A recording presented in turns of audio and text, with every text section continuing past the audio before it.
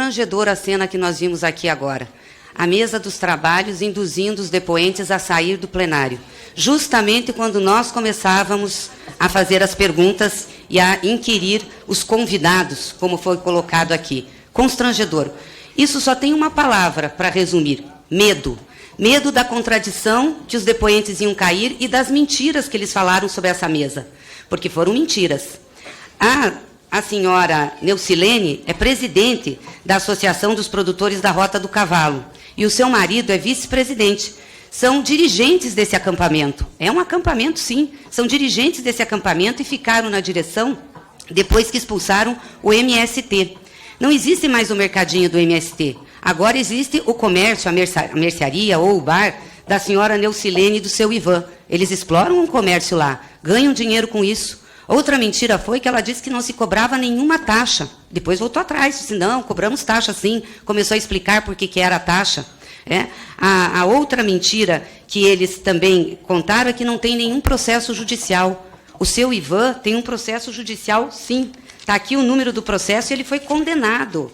Ele foi condenado em outubro de 22 pelo crime de ameaça com pena de 2 meses de detenção e multa por ter ameaçado João Alves da Silva com uma faca, um dos acampados. O processo está aqui no TJDF, eu tenho o número.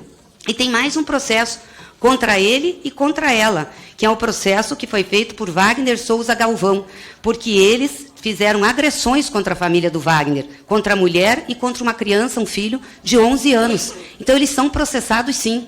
Ela disse que não tinha mais cadeados nem trancas no acampamento. Não é verdade. Aliás, o senhor Wagner foi agredido exatamente porque chegou mais tarde, na hora que já estavam fechados os portões, e abriu o cadeado para entrar. Por isso, ele foi agredido. Então, essas mentiras não podem ficar sendo contadas aqui na CPI. E ainda mais com as acusações graves que foram feitas aqui, acusações de que teve tortura, de que teve violência, de que teve destruição de casa. Isso tem que ser provado. Por isso que quem senta ali tem que falar com a verdade. E os parlamentares que estão aqui também têm que falar com a verdade. Não podem mentir, não podem fazer acusações levianas, porque isso não é coberto pela imunidade parlamentar, de nenhum jeito. Então, foi muito triste o que nós vimos aqui. Vocês quiseram tirar as testemunhas, que não são testemunhas, são os convidados, na hora em que nós iríamos fazer as perguntas e na hora que iam aparecer as contradições. Porque os senhores querem apenas a versão dos senhores. Os senhores não estão querendo investigar. Os senhores já estão determinados a criminalizar um movimento. Os senhores já estão determinados a criminalizar a reforma agrária. É isso que os senhores estão determinados. Então, aqui tem um jogo, e é muito triste esse jogo, e um jogo que é agressivo, um jogo que não vai colaborar em nada para o Brasil.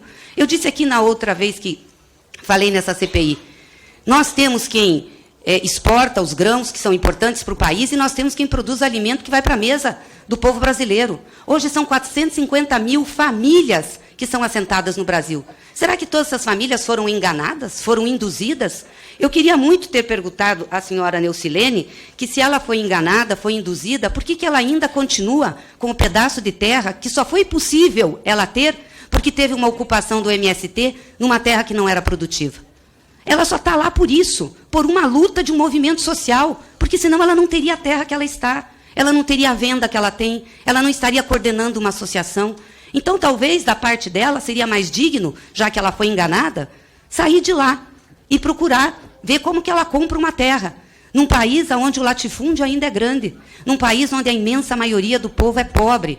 Eu fico estarrecida aqui de ouvir as pessoas dizerem da pobreza de um acampamento. Vocês acham que as famílias gostam de viver sob uma lona? Que é fácil a vida de quem faz uma ocupação de terra? Quem faz ocupação de terra não vai pedir emprego. Não pode ser isso colocado como trabalho escravo. Trabalho escravo foi o que as vinícolas do Rio Grande do Sul fizeram para vender uva para a Aurora e para outras vinícolas de lá. Aquilo é trabalho escravo. A pessoa vai atrás de um emprego e não recebe os direitos e não recebe o salário. Eles estavam lutando, e a luta do povo pobre é muito difícil. É que aqui a maioria não é pobre.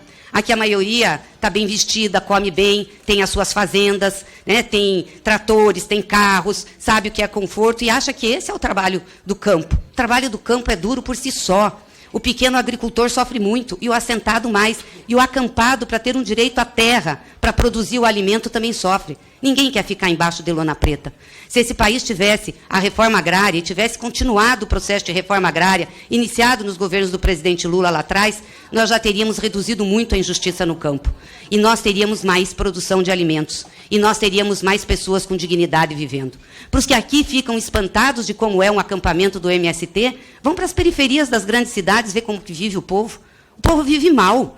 Vive muitas vezes em casinhas apertadas, de 2, 3 cômodos, às vezes de um cômodo só, que não tem nem banheiro. E essa gente reclama para quem? É disso que nós estamos falando. É para que essa casa legisla. Então nós temos que, de uma vez por todas, parar com isso aqui. Isso aqui não vai levar a lugar nenhum, a não ser um relatório que já está pronto na cabeça do relator, que é de tentar criminalizar o MST.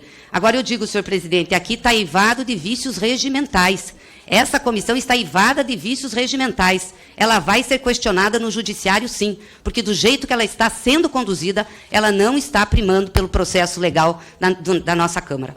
O senhor está trocando as coisas. Nós não trouxemos ninguém, trouxeram para nos expulsar. A única que nós trouxemos foi a polícia. Sim, a polícia. Outra questão, a senhora falou do mercado do movimento. E me parece que a divergência da senhora com o movimento é que a senhora queria instalar dentro no acampamento um mercado para vender bebida alcoólica e fazer festa durante a noite. E é crime vender alguma coisa? Não, não é crime. Tá. Só tem que ter tem regimento interno, tem regulamento, e a senhora queria fazer. Ah, tem regimento interno. Traz pra gente ver o regulamento, estamos querendo ver esse regulamento. Lá em qualquer organização tem regra interna. Em qualquer organização tem regra interna. Tinha no Ministério do Meio Ambiente, que onde passa um boi deveria passar uma boiada, quem coordenava era o ministro do Meio Ambiente. Vocês não têm nem CNPJ, quer ter regulamento, pelo amor de Deus. Senhor presidente, ele é relator na hora de ele falar como relator. Fora disso, ele é deputado igual a eu. Então, que ele fica ouvindo e não querer me atropelar quando eu estou falando. Tá bem? Então, essa questão, até no Ministério do Meio Ambiente, tinha regra. Em qualquer organização, aqui na Câmara tem regra, tem regimento interno. Em qualquer organização, por mais pequena que for, tem regra. Então, a senhora que cuidava o mercadinho, a briga da senhora começou porque queria botar o mercado da senhora lá dentro para explorar as famílias. É isso que acontece. Peço que o senhor traga o regulamento na próxima reunião, por favor. Eu não estou acampado, estou assentado, rapaz. Presidente, você tem que comandar essa sessão, presidente. Vamos respeitar a fala, prossiga na fala, deputado. Ô, presidente. Estou assentado. Ô, presidente. Vamos lá. Tem que pôr a palavra, tem que respeitar, presidente. Poxa. Prossiga na palavra, deputado A Marcon. associação deve ter regulamento também, pede para Falta trazer. 20 segundos para o Questão deputado de Marcon, ordem. por favor. Com a palavra, deputado Marcon. Senhor presidente, me deixa transparecer que o interrogado aqui sou eu. Virei eu aqui interrogado. Porque quando se diz a verdade, a boiada não fica quieta, ela começa a se movimentar. É isso que acontece. A boiada fica ali, começa a dar uns tremelico. Então, eu quero dizer para a senhora que está aqui, que a senhora falou que não cobrava, o movimento não cobrava nada de ninguém lá dentro. Depois a senhora voltou a dizer que cobrava. Eu queria saber qual é das duas. Cobrava ou não cobrava? Porque a senhora disse primeiro que não cobrava. Depois falou que cobrava uma taxa para quem ficava acampado. Para que a gente tivesse água e luz, era cobrado, sim, senhor.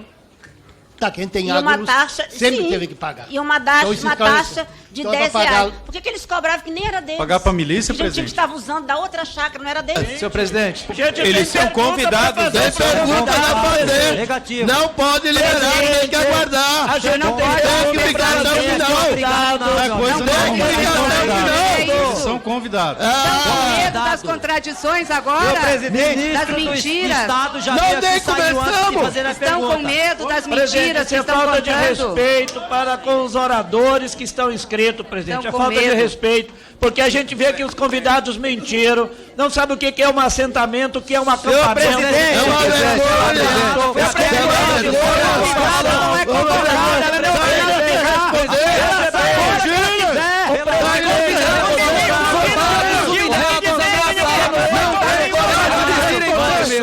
presidente. Pergunta! Quem Pela que ordem aqui, fez o senhor presidente, a assentamento palavra foi o tá presidente aberta. Bolsonaro, que era o Se a responsável palavra tá pelo aberta, INCRA. pela